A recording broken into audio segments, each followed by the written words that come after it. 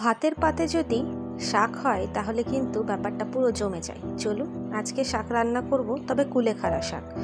শাকটা ভালো মতো বেছে নিয়েছি আর এইভাবে টুকরো টুকরো করে কেটে ভালো করে ধুয়ে জল ঝরতে রেখে দিয়েছি। শাকগুলো চেক করে নেবেন, কারণ কুলেখাড়া শাকে কিন্তু কাটা থাকে। ভালো করে বেছে নিয়ে তবে কিন্তু কুচি করবেন। এখানে দুটো ছোট সাইজের আলু নিয়ে কেটে রেখেছি, আপনারা এর থেকেও ছোট সাইজ করতে পারেন আলুগুলো। কয়েকটা রসুন নিয়েছি ফোড়নের জন্য, এই রসুনটা থেতো করে দিতে হবে। আর দিলাম একটা বড় পেঁয়াজ কুচি করে, আপনারা যতটা সম্ভব ছোট ছোট করে কুচি করে নেবেন। আমার এই ছোট্ট চ্যানেলে যারা নতুন, অনুরোধ থাকবে চ্যানেলটিকে সাবস্ক্রাইব করে পাশে থাকা বেল আইকনটা ক্লিক করে অল নোটিফিকেশনটাকে অন করে দেবেন। আর দিয়ে দিচ্ছি কয়েকটা কাঁচা লঙ্কা। এরপর কড়াই দিয়ে দিলাম বড় চামচের 3 চামচ তেল। আমি সাদা তেল ব্যবহার করছি, তবে স্বাদ কিন্তু বেশি ভালো হয় সর্ষের তেলে, আপনারা সর্ষের তেল ব্যবহার করতে পারেন। দিয়ে দিলাম কালো সর্ষে ফোড়ন। ফোড়নটা ভাজা হলে দিয়ে দিয়েছি থেতো করা রসুন। রসুনটা এই মতো লাল হয়ে গেলে তারপর পেঁয়াজ কুচিটা দিয়ে ভালো করে পেঁয়াজটাকে ভেজে নিতে হবে। পরের ভিডিওতে কিসের রেসিপি দেখতে চান আমাকে অবশ্যই জানাবেন, আমি সেই রেসিপির ভিডিও নিয়ে যত শীঘ্রই সম্ভব আপনাদের কাছে হাজির হয়ে যাব। পেঁয়াজটা ভালো মতো ভাজা হয়ে গেছে, দিয়ে দিলাম লঙ্কাগুলো।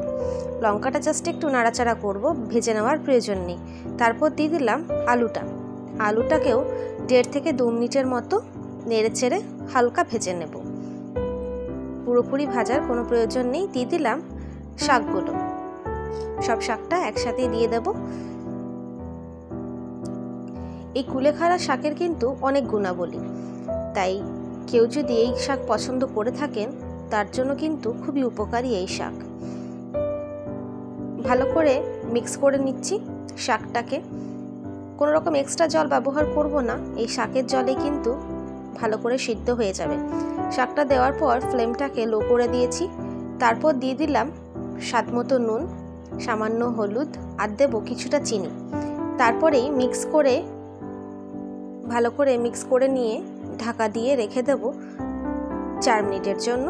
4 থেকে 5 মিনিট রাখবেন, ওই লো ফ্লেমেই রাখবেন, যেহেতু আলু শাক পুরোপুরি সিদ্ধ হতে হবে। আর নুন দেওয়ার ফলে কিন্তু অনেকটাই জল বেরিয়ে আসবে। ভালো করে সিদ্ধ হয়ে গেছে, ঢাকা খুলে নিয়েছি। এরপর ভালো করে চেক করে নিলাম তলায় লেগেও যায়নি আর ভালো করে সিদ্ধ হয়ে গেছে। এরপর লঙ্কাগুলোকে সাইডে সরিয়ে নিয়ে একটু হাতা করে থেতো করে দেব। আলু আর শাকটা যত একটু মাখো মাখো হবে ততটা কিন্তু ভালো হবে। তাই লঙ্কাগুলো যদি সঙ্গে মেখে দিই তাহলে কিন্তু অতিরিক্ত ঝাল হয়ে যাবে। আপনারা যদি প্রচণ্ড ঝাল খেয়ে থাকেন তাহলে প্রয়োজন মতো ঝাল থেতো করবেন লঙ্কাটিকে। এরপর শুধু পরিবেশনের পালা। চলুন দেখা হচ্ছে পরের ভিডিওতে নতুন রেসিপির সাথে। সুস্থ থাকবেন, ভালো থাকবেন, সাবধানে থাকবেন। আর কেমন হয়েছে জানাতে ভুলবেন না। ভালো লাগলে একটা লাইক, কমেন্ট, শেয়ার করে দেবেন। ধন্যবাদ।